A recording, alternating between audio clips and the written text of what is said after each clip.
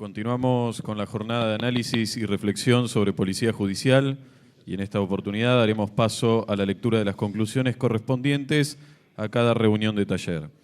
En primer término, leerá la doctora Analía Duarte, agente fiscal del Departamento Judicial Necochea, sobre el núcleo temático ingreso y capacitación. Bien, las conclusiones a las que arribamos en el taller son las siguientes.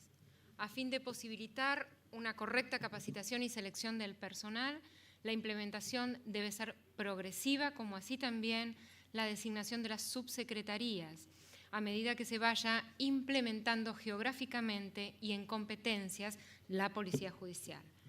En el título tercero, procedimiento de selección, no queda claro si se aplica también para las autoridades de la Policía Judicial, cuya integración y requisitos están tratados en el título anterior. En tal sentido, habría que modificar el artículo 19, precisando qué integrantes de la Policía Judicial serán alcanzados por concurso público. En el concurso de selección con oposición, antecedentes, terna y jurados previstos en la ley, debiera abarcar a las autoridades desde director hasta subsecretarios inclusive, ello a fin de garantizar una adecuada legitimación para el desempeño de la función. Respecto de la selección de los integrantes de los cuerpos técnicos, el procedimiento de concursos, jurados y ternas se presenta como exageradamente burocrático y complejo. Se postuló utilizar el procedimiento y requisitos de la actual designación de peritos. Se aclaró que la ley, al eludir a profesionales, exige implícitamente el título habilitante exigido en cada materia y en los casos en que no media título profesional, la determinación de idoneidad. Se postuló además que para la designación de estos cargos se debería utilizar concursos internos reglamentados por la autoridad de aplicación.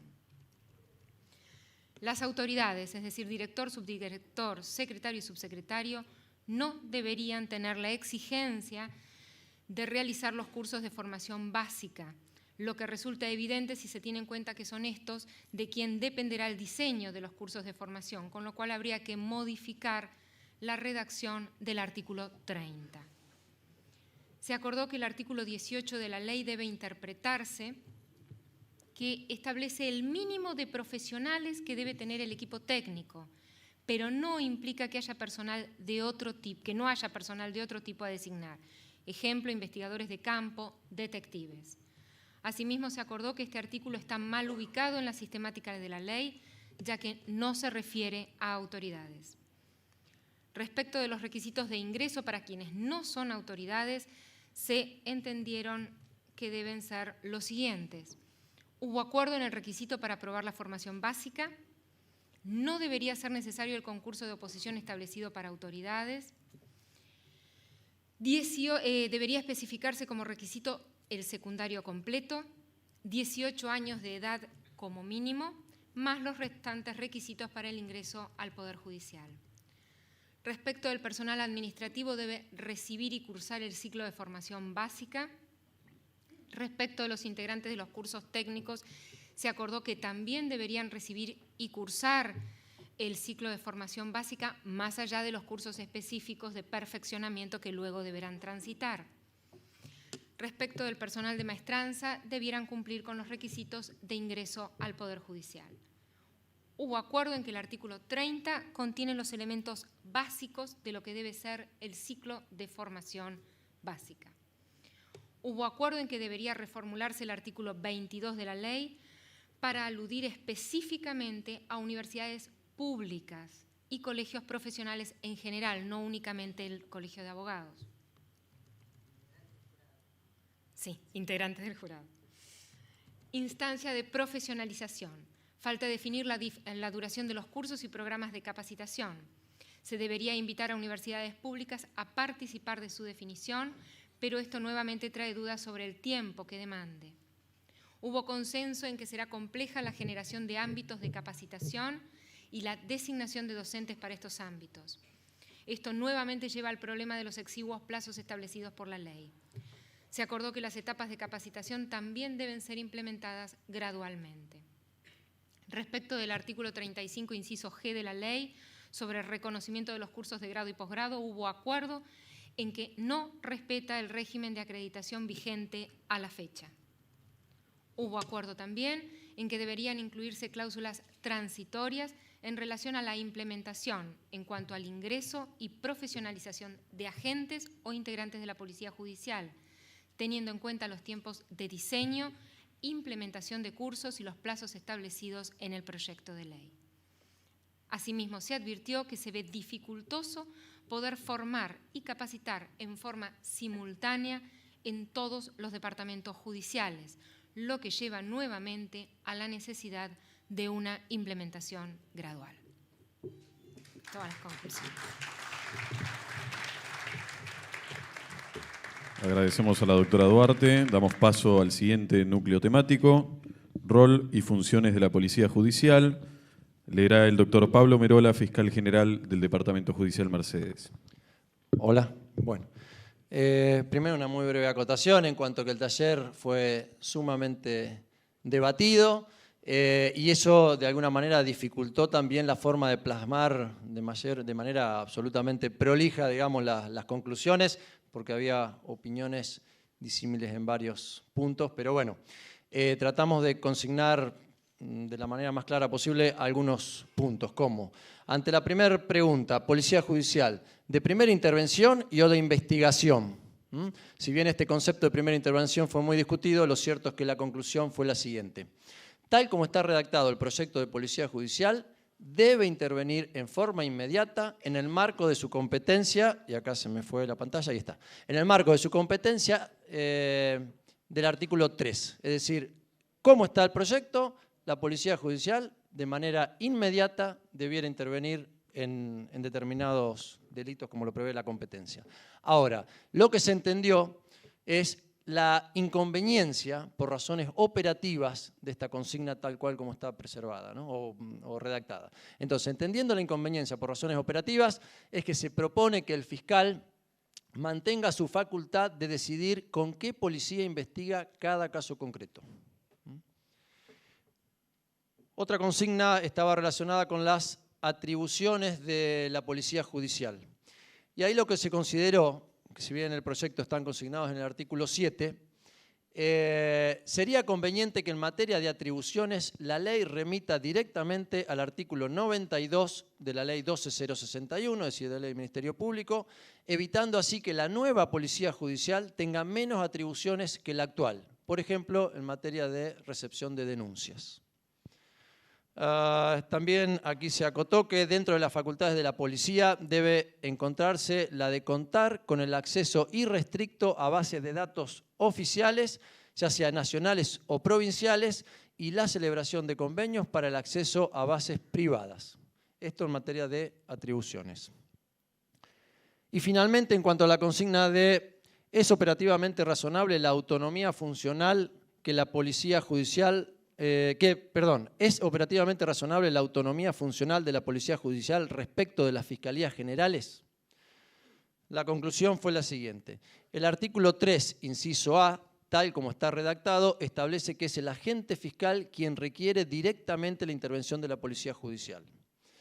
Frente a esto, ante los pocos recursos que se prevén, al menos inicialmente, y la diversidad de realidades departamentales, es que se propicia que sea el fiscal general, vía reglamentación, quien prevea las pautas para conceptualizar lo que es delito complejo. Esto, obviamente, en el marco de las facultades que le atribuye el artículo 16, inciso 4.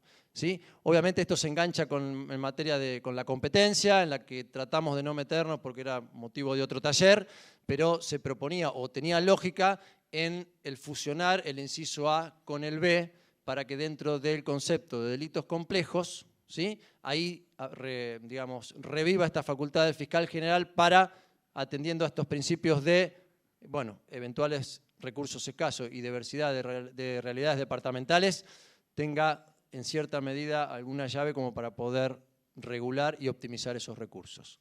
Así que esas son las conclusiones que tratamos de resumir. Agradecemos al doctor Merola. Continuamos con el núcleo temático de implementación de la ley. Lee las conclusiones la doctora Rosalía Sánchez, agente fiscal del Departamento Judicial La Plata. Bien, el taller entonces que he conformado junto con los colegas fue la de implementar la implementación de la policía judicial. Al respecto hemos partido de que la implementación debe ser gradual y se ha enfocado esto desde el punto de vista de la materia y del territorio, así como también del tiempo. En cuanto a la materia, hemos analizado el artículo 3 y al respecto hemos concluido que el inciso A, al ser un inciso facultativo para el fiscal y amplio en cuanto a la materia que abarca, se propone que sea el fiscal general quien, a pedido del agente fiscal, autorice la concreta intervención de la policía judicial para el caso concreto. En lo que respecta al inciso B, no ha habido objeciones para valorar. En lo que respecta al inciso C, se sugiere la inclusión de la frase en ejercicio o en ocasión de sus funciones. Asimismo, y como nota, se consideró oportuno que haya un cambio en el orden de los incisos en este artículo y se ha propuesto que se fijen en primer término los que hacen a la obligatoriedad de la intervención de la policía judicial. Me estoy refiriendo a los incisos B y C. Y luego a el inciso A, que es ya facultativo para el fiscal, de acuerdo a la materia, la complejidad del caso, y siempre, por supuesto, con la conclusión que hemos arribado con la propuesta al fiscal general en cuanto a la intervención de la policía judicial.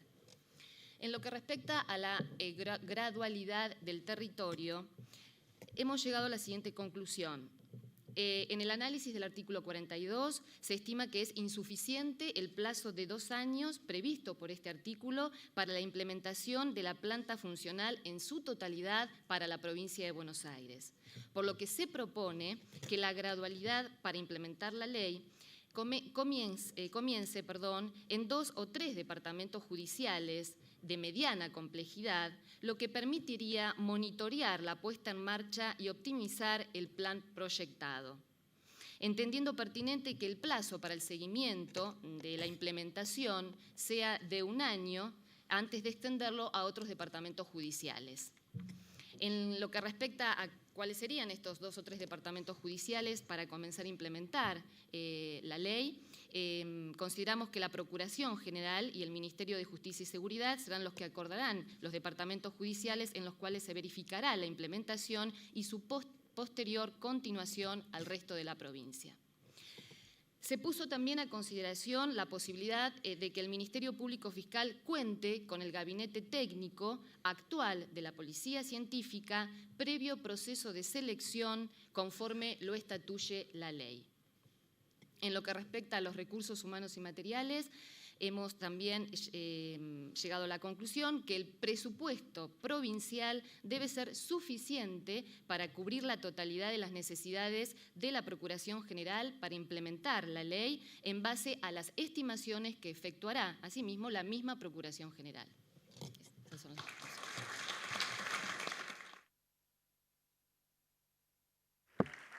Agradecemos a la doctora Sánchez y sobre el núcleo temático régimen estatutario leerá las conclusiones el doctor Pablo Barbieri, fiscal general adjunto del Departamento Judicial Quilmes.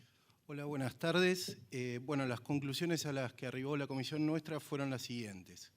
Que la ley debe incorporar la inmediatez como principio general de la policía judicial dentro del artículo 4º, estableciendo expresamente que se trata de un servicio público esencial. Asimismo, que la ley debe hacer referencia a cargos y no a niveles presupuestarios de remuneración, a los fines de poder estructurar un régimen escalafonario propio. Y por último, que la Policía Judicial debe regirse por un estatuto especial distinto al Acuerdo 2300 y con un régimen disciplinario propio que contemple un sistema dinámico para la movilidad y remoción de los miembros de la Policía Judicial. Esas son todas.